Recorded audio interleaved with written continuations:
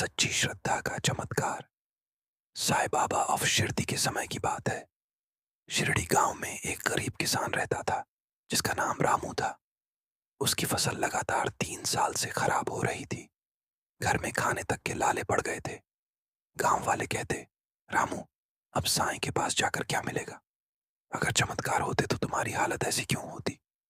लेकिन रामू का विश्वास अडिग था। वह रोज द्वारका माई जाकर साईं बाबा के चरणों में बैठता और कहता, बाबा, मुझे आप पर पूरा भरोसा है, बस मुझे हिम्मत दे दो।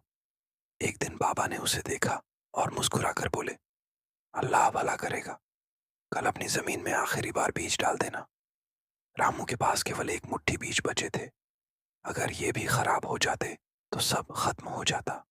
फिर भी उसने बाबा पर भरोसा किया और बीज बो दिए।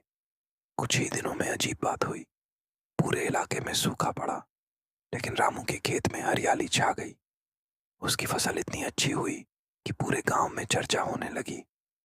गांव वाले हैरान होकर बाबा के पास आए। बाबा ने शांत स्वर में कहा, मैंने कुछ नहीं किया, यह उसकी श्रद्धा और सबूरी का फल है। रामू की आंखों में आंसू थे।